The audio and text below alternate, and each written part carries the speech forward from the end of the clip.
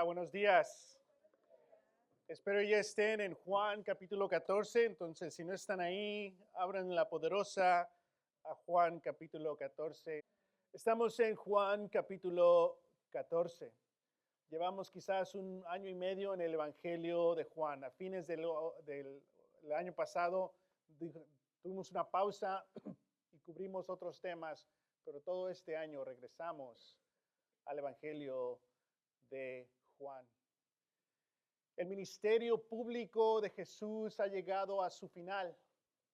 Muy simbólicamente llegan los griegos, los gentiles, se oye la voz del Padre.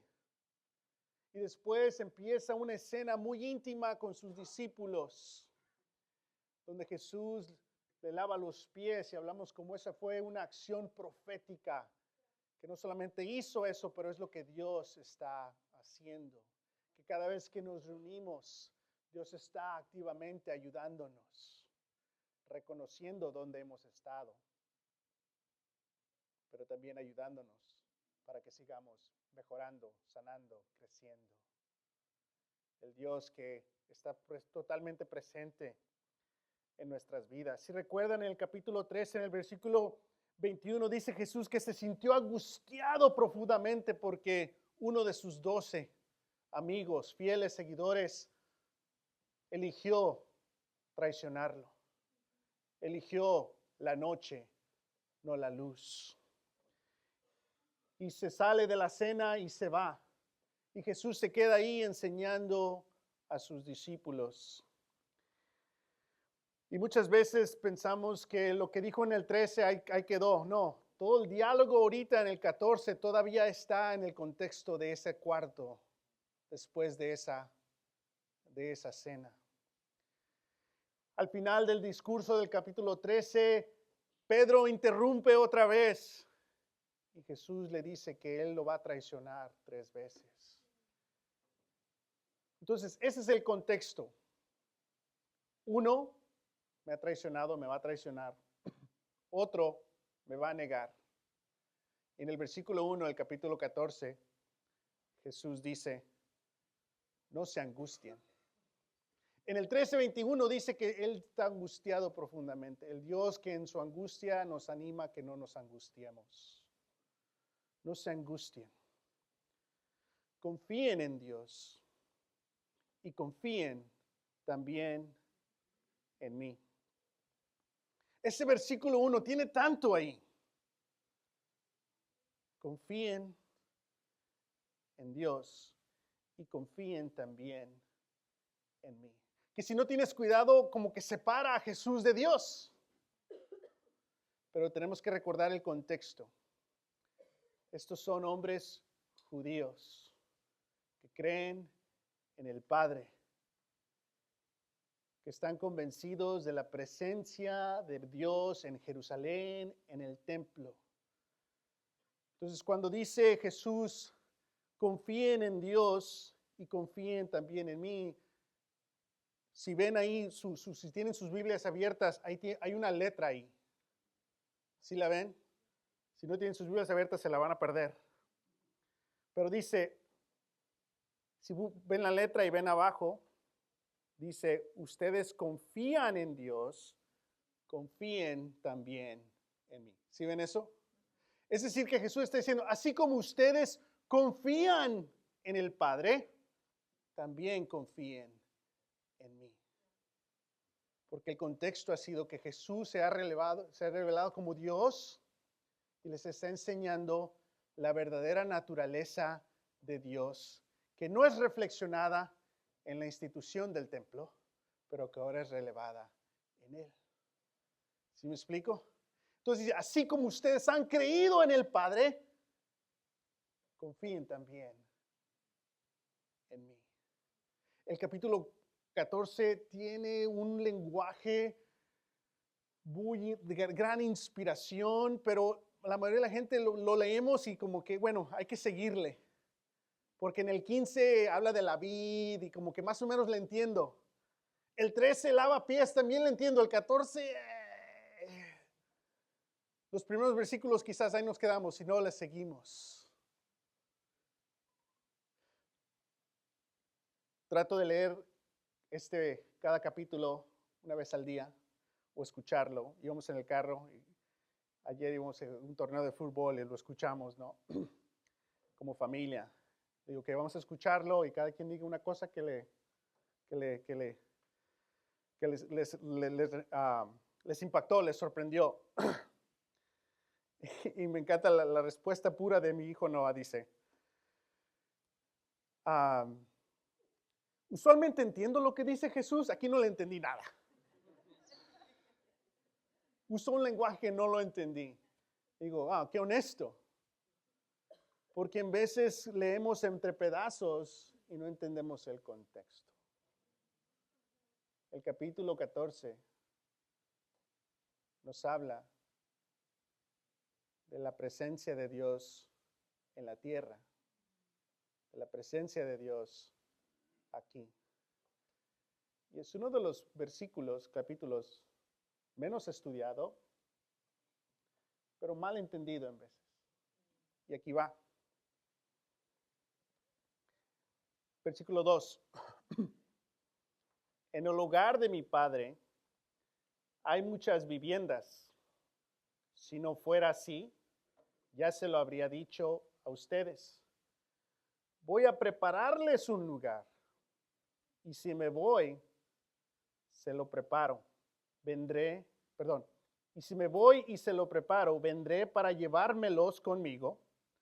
Así ustedes estarán donde yo esté. Ustedes ya conocen el camino para ir a donde yo voy. Pero digo algo en inglés. You know, this is one of the most misunderstood passages. One of the points that we're going to make here today is that, in fact, this isn't really talking about heaven. So this is a scripture that's usually referenced about heaven. Yes, there is a heaven. Yes, there is a place God is preparing. The only thing I'm saying is that's not what John 14 is saying necessarily. Entonces, este es un pasaje donde usualmente lo entendemos que Jesús se fue al cielo a preparar una mansión donde voy a vivir y todo mi sacrificio va a ser recompensado. Y alguien más va a barrer y lavar trastes. Ya no voy a tener que caminar el perro. Todo va a estar bien. No hay renta, no hay deuda, no hay impuestos. Lo siento, pero esta escritura no habla de eso.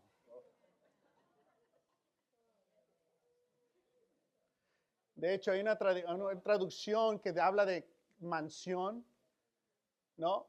Y después, en los últimos 200 años, la mansión cambió, ahora es un palacio.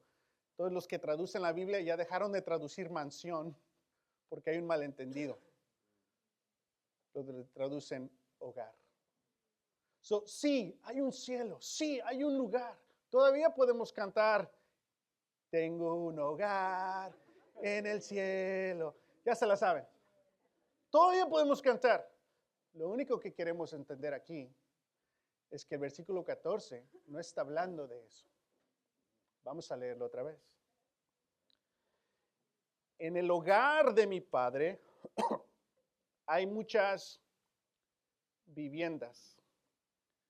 Si no fuera así, ya se lo habría dicho a ustedes.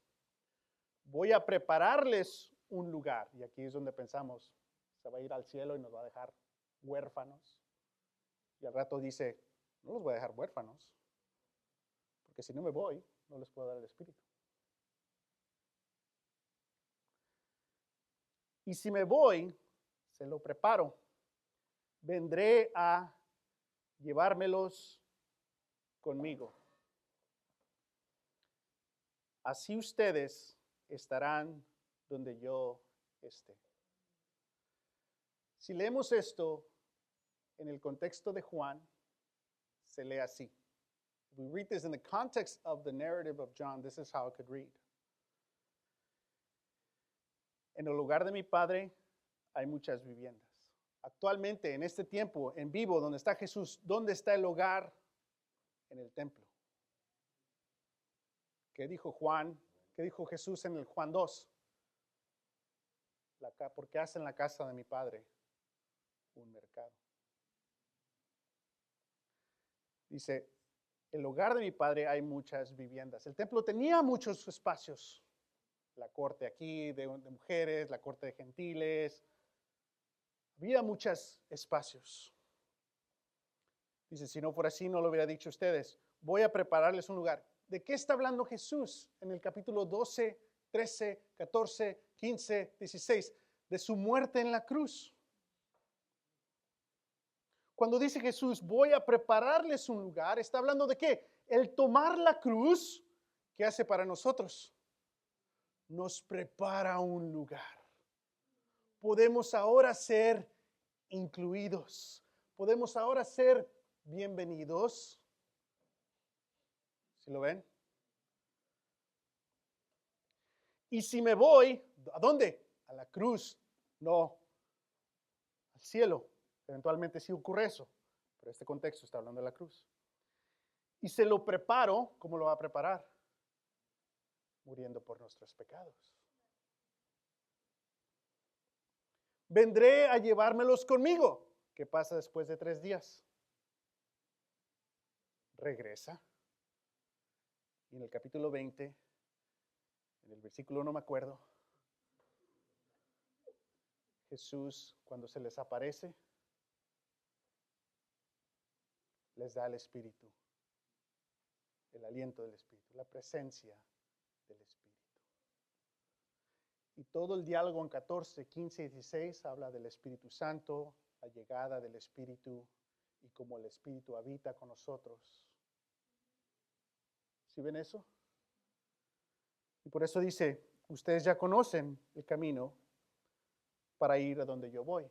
Ya ha venido desde el capítulo 9 enseñándonos que nadie le quita la vida, Él entrega la vida.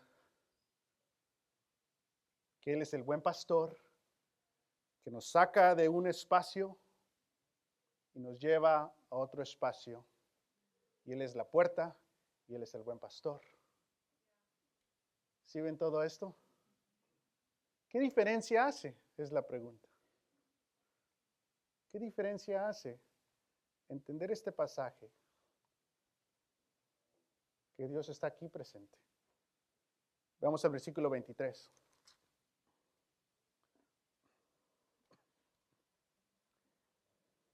Judas, no Iscariote. Es muy importante para Judas que recuerden que él no es el Iscariote. Dice, interrumpe, ¿por qué, Señor? ¿Estás dispuesto a manifestarse a nosotros y al mundo y no al mundo? Versículo 23. Le contestó Jesús, el que me ama obedecerá a mi palabra. Y mi Padre lo amará y haremos nuestra morada, vivienda en él. In verse 23, anyone who loves me will obey my teaching. My Father will love them, and we will come and make our home with them. It's interesting, the English actually uses the plural, and the Spanish the singular, and usually the opposite. Entonces, regresamos al capítulo 14.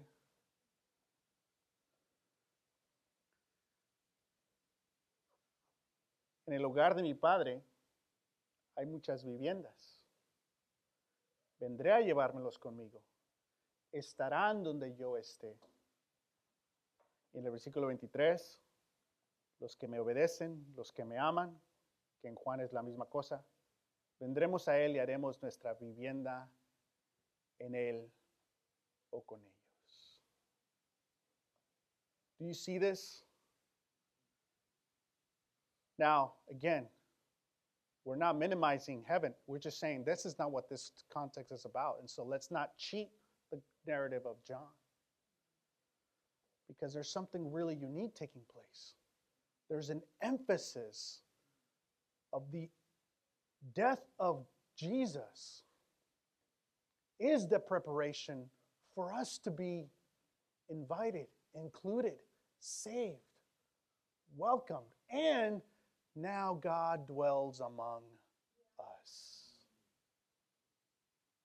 And so it pushes against this idea that God left and is far away. And it teaches us something healthier, more true, that God is present. Does that make a difference? Absolutely.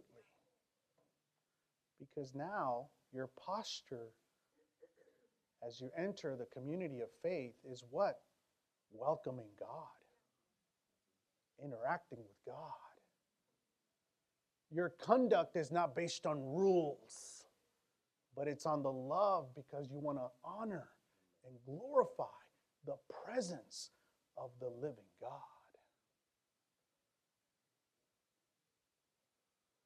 Entonces, hace una gran diferencia. Porque inmediatamente en Juan nos dice, Dios no es un Dios lejano, es un Dios cercano. Y eso nos molda porque cuando nos reunimos en comunidad, somos invitados a darle hospitalidad a Dios, al Dios presente. No estamos alabando a Dios a ver si nos escucha, estamos alabando con Dios a Dios. Y nuestras relaciones son parte de nuestra formación espiritual. Y cómo nos tratamos los unos a los otros cambia. Porque ahora, te tengo que perdonar otra vez. Ya sé cómo eres. Todas esas cosas mundanas se pueden ir borrando. Y puede ir creciendo una reverencia a Dios y unas relaciones saludables, con respeto, con amor, con pureza absoluta, porque estamos en la presencia de Dios. Cambia esa perspectiva. Quizás todavía no te convences, si no te convences está bien. Estamos aquí para seguir aprendiendo y estudiando. De nuevo, sí, hay un cielo. El punto que es, Juan no está hablando necesariamente de eso. Entonces hay que honrar a la Escritura basado en lo que está hablando porque nos está enseñando algo muy especial. La presencia de Dios. Ahora, muchas veces he mencionado cómo hay muchas preguntas en el Evangelio de Juan. Y la primera pregunta que Jesús hace es, ¿qué buscan? ¿Sí recuerdan? The first question that Jesus asks is, what do you want? That's the first God question. Esa es la primera pregunta de Jesús. Pero la primera pregunta humana, the first human question es ¿qué? ¿Dónde te hospedas? Y cuando leemos ese pasaje, ¿dónde te hospedas? Vengan a ver, y se quedaron ese día, y eran a las 4, y ok. Ahora espero que tengan más sentido esta pregunta. Porque Juan 14 está hablando, voy a prepararles un hogar donde voy a vivir. ¿Qué está haciendo Jesús? Está contestando la pregunta, ¿dónde te hospedas? Cuando le preguntan, ¿dónde te hospedas? Ahí dice, Rabí. Le hacen esta pregunta como Rabí. Ahora le están haciendo la pregunta como Cristo, como Mesías, como Dios. ¿Sí ven eso? Y después sigue la narrativa. Y Jesús invita a un hombre llamado Nataniel. Y dice en Juan 1:50, Jesús le dijo, ¿lo crees? Porque te dije que te vi cuando estabas debajo de la higuera. ¿Sí recuerdan este pasaje? Vas a ver aún cosas más grandes que estas. Y añadió con firmeza, les aseguro que ustedes verán abrirse el cielo y a los ángeles de Dios subir y bajar sobre el templo. ¿Sobre quién? El Hijo del Hombre. Y es otro pasaje que lo leímos y que, ¿qué significa eso? As he speaks to Nathanael, he says, you'll see angels of God ascending and descending Interesting, right? Not descending and ascending, because the presence of God is here. There's ascension first and then descension. On the Son of Man, not the temple. Do you see that? And it's kind of like, okay, what does that mean? Y si regresamos a Génesis, and we go back to Genesis, Jacob tenía muchos retos, Jacob, y nos identificamos. Pero va en camino y él toma una piedra, buscando un lugar, llega a un lugar, toma una piedra y la usó como almohada y se acostó a dormir en ese lugar y cantó, de piedra será la cama, de piedra la... Ándale. Yo quería cumplir un sueño de cantar. El día en que yo sueñé con los ángeles de Dios. No sé. Entonces ahí se acuesta. Y dice que ahí soñó que había una escalinata apoyada en la tierra y cuyo extremo superior llegaba hasta el cielo. Por ella subían y bajaban los ángeles de Dios. Dice, el Señor estaba de pie junto a él y le decía, ¿sí ven esa imagen? ¿Sí la ven la comparación con Nataniel? Jesús le dijo, firmemente. Y aquí en este sueño en Génesis, Dios está ahí. Y le explica cómo es el Dios de su abuelo, de Isaac, de Abraham, y que toda la descendencia va a ser una bendición. Y dice, y todas las familias de la tierra serán bendecidas por medio de ti y de tu descendencia. Al despertar Jacob del sueño, pensó, sin duda, el Señor está en este lugar y yo no me había dado cuenta. Y espero que después de este estudio, esta sea tu reacción. Sin duda. Dios ha estado presente en la iglesia sin yo darme cuenta. Y con mucho temor añadió, ¡qué asombro es este lugar! Es nada menos que la casa de Dios y la puerta del cielo. A través de toda la narrativa, siempre hay una casa de Dios en el cielo. And so as he has this dream of seeing angels descending, and he realizes, man, the Lord is in this place, and I was not aware of it. And I'm hoping that you have that experience as we have this study. Because one of the dangers for us is just be habitual churchgoers without a reverence and an awareness of the presence of God. And hopefully you can say, man, how awesome is this place? The people, I don't know, but this is none other than the house of God. This is the gate to heaven. So if we go back to when he shows up with Nathanael, what is Jesus already kind of alluding to? That God is no longer in a place, but that God is a person. And Nathanael probably knew that. That's probably what he was thinking about when he was under the tree. You see that?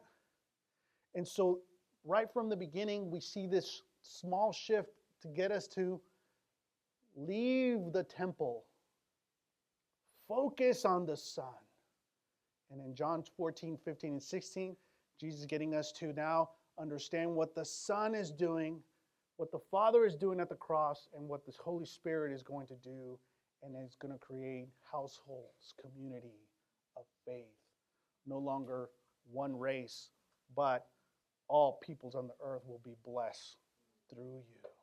Do you see all those beautiful connections? That if you make them, you can be in awe of, man, God is faithful. He keeps his promises, and he's present. And I want to love that God. I want to serve the community of God.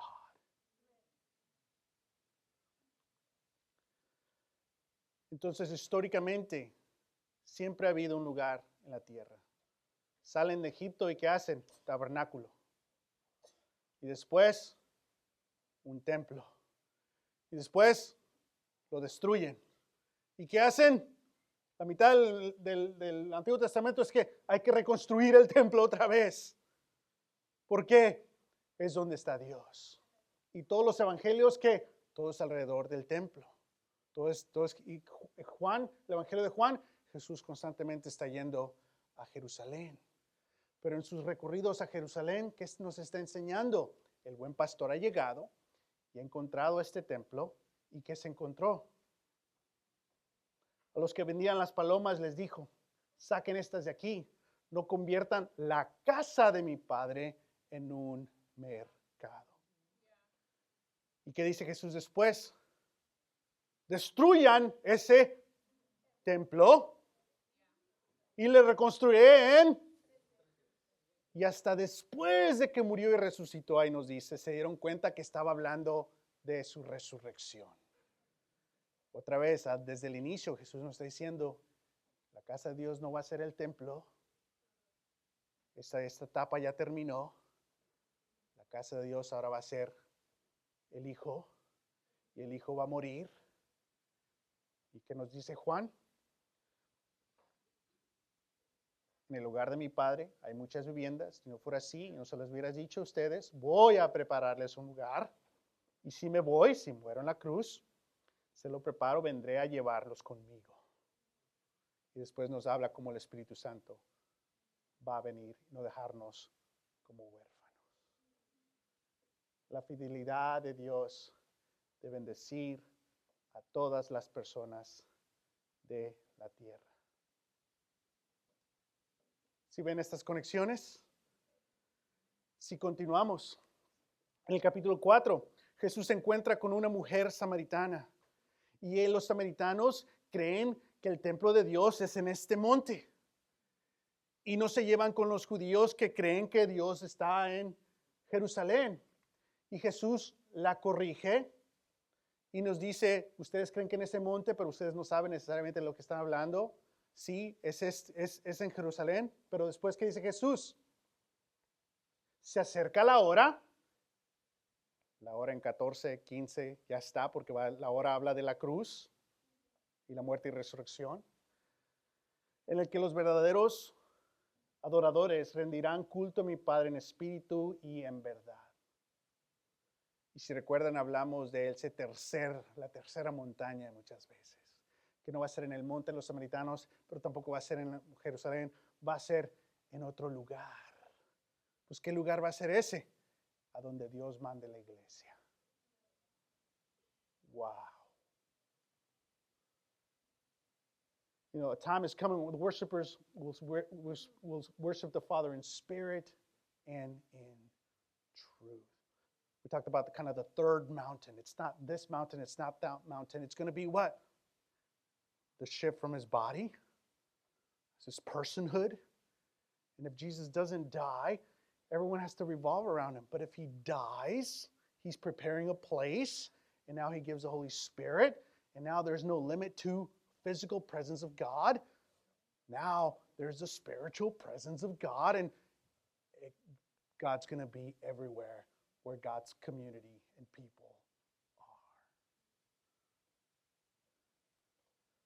Is this different than our understanding of church or church study and all those different things? I'm not saying those are bad, but this changes because this makes it about God. En el capítulo 7, en el último día de ¿qué?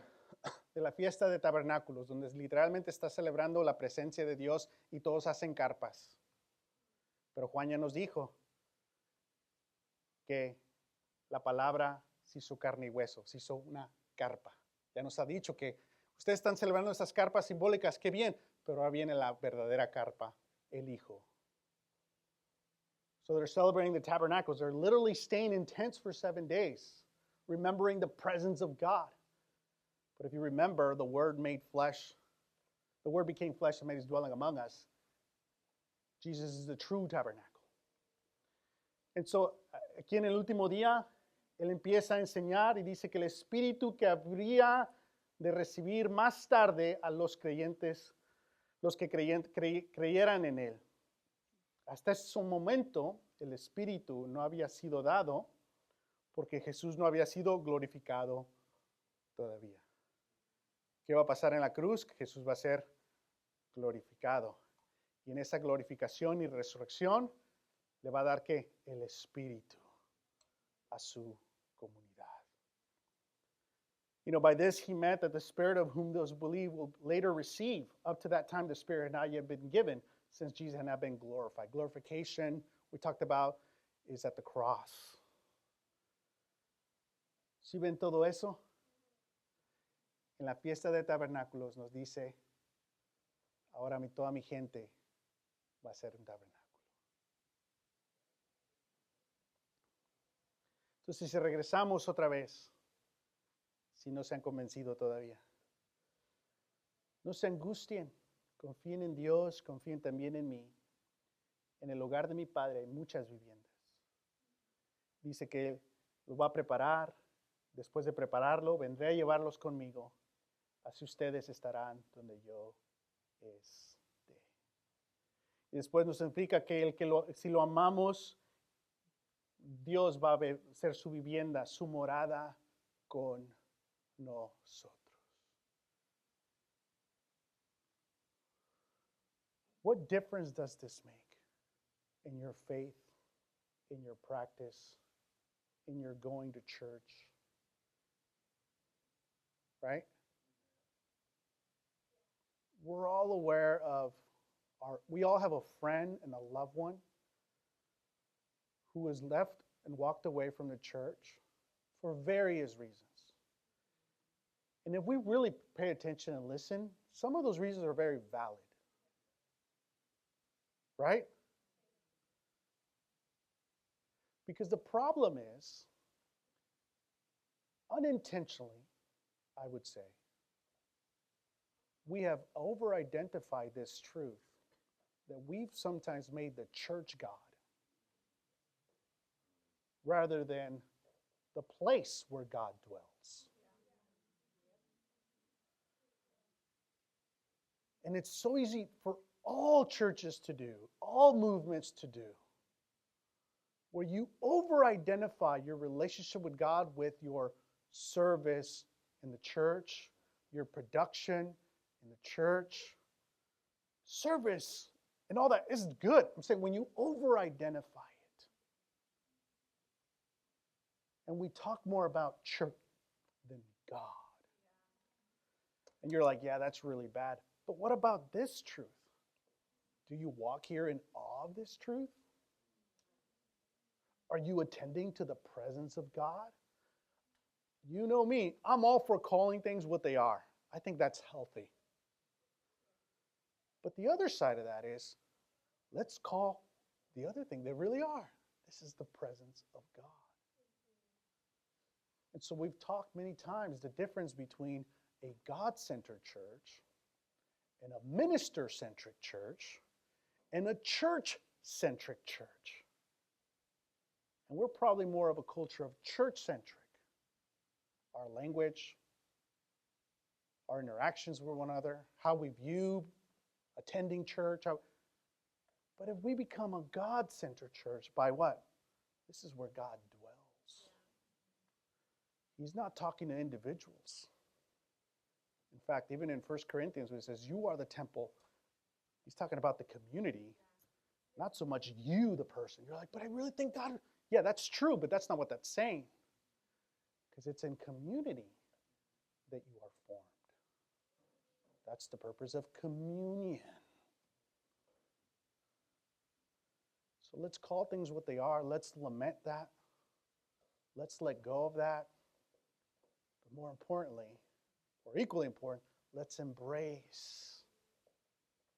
This is the dwelling place of God. And I'm not saying we're the only dwelling place. Because God's people shouldn't be competing, but collaborating. Entonces hemos hablado muchas veces, ¿no? De la diferencia entre tener una iglesia de una cultura iglesia céntrica o ministro céntrica o Dios centrada. Y todos en nuestra fe hemos visto las diferentes etapas de madurez de nuestras iglesias. Amén. Muchas cosas muy buenas, otras cosas no muy buenas, otras cosas que ya caducaron. Pero en veces nos enfocamos en lo que era, pero hay que descubrir lo que es.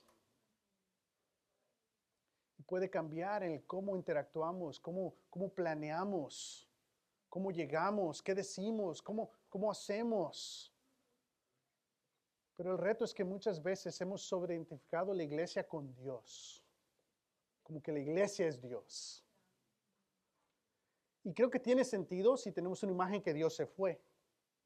Entonces todo lo que cuenta es lo que hacemos, porque es por el Dios que se fue y va a regresar, y si te encuentra y no estás haciendo, ¿sí me explico? Una inmadurez. Pero cambia si aceptamos la verdad de Jesús, que Él, el Padre, el Espíritu, el Dios Trinitario, hace su morada y su vivienda entre nosotros. Que el hecho que lleguemos y hay un pacto, un encuentro, ¿no? Todos los que somos padres sabemos que el domingo en la mañana siempre hay un reto. Como que cada semana se nos olvida a nuestra familia que es domingo. Pero el esfuerzo de estar aquí. You know, I really appreciate those of you who are here and attending with your parents. I hope you understand this is your home. That you are welcome to be here as you are. To listen, to interact, and not feel any pressure to believe, but hopefully you're open to see some new things about God and open up to know a little bit more about God. You can see the weaknesses and the flaws, but hopefully you can also see the genuineness of the relationships.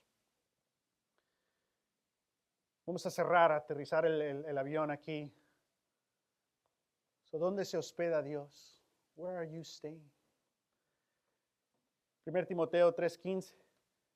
Si me retraso, dice Pablo, sepas cómo hay que comportarse en la casa de Dios, que es la iglesia del Dios viviente. Columna y fundamento de la verdad. O sea, nadie le está bajando el valor a la iglesia, al contrario. Hay que honrar a la iglesia como Dios la honra, pero Dios está sobre la iglesia, no la iglesia sobre Dios. Hebreos 3:6. Cristo, en cambio, es fiel como hijo al frente de la casa de Dios. ¿Quién lidera? Cristo. Y esa casa somos nosotros. Siempre y cuando, mantengamos nuestra confianza y la esperanza que nos enorgullece. 1 Corintios 3:16. ¿No saben que ustedes son el templo de Dios y que el Espíritu de Dios habita en ustedes? Hablando aquí de la comunidad, que incluye a ti personalmente. Pero tú independientemente no te incluye. Personalmente sí. Entonces yo separo independiente y personal. Sí, Dios está contigo. Amén. Pero te llena cuando estamos en conexión. ¿Qué podemos tener aquí? Celebrar así como Jacob, que dice, sin duda el Señor está en este lugar y yo no me había dado cuenta. Qué asombroso es este lugar. ¿Qué es el lugar? La comunidad, nosotros, la gente. And so hopefully you can see, man, this is a new perspective of how I view church. Surely the Lord is in this place. and I was not aware. How awesome is this place. Hopefully your gratitude for the church is renewed, not for the church's sake, for God's sake, for what God is doing. The church should always be vulnerable and weak. Historically, when the church has power, it gets corrupt. The more needs we have, the more pure we're going to be. The less structure we have, the healthier we're going to be. We do need some structure. But the church is not an organization. It's an organism that needs organization. I would say 20% for the organism to grow in its 80%. La iglesia no es una organización, es un organismo, un cuerpo. Necesitamos organización. Yo diría un 20%. Pero si la organización es 80%, no vas a crecer en tu deseo con Dios. Va a estar sobredependiente de que te digan qué hacer. So, baja la organización para que el Espíritu molde nuestros deseos. Amén. ¿Qué diferencia hay en tu fe personal sabiendo que Juan 14 describe a Dios morando entre nosotros? What difference does it make in your personal faith knowing John 14 is describing God dwelling among us? ¿Qué diferencia hace en tu participación en la iglesia y tus relaciones en la iglesia el entender que Dios hace su hogar en la iglesia? What difference does it make in your participation and your relationship in the church, understanding that God makes his home in the church? Como guía y molda Juan 14 nuestros deseos de ser una iglesia Dios centrada.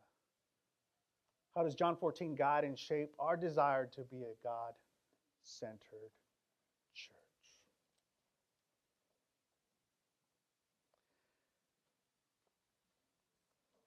Al final de su discurso, el capítulo 14, versículo 31 al final, Jesús dice, levántense, vámonos de aquí, señalando que la iglesia siempre va a estar en movimiento. Entonces, levántense, vamos a cantar una canción.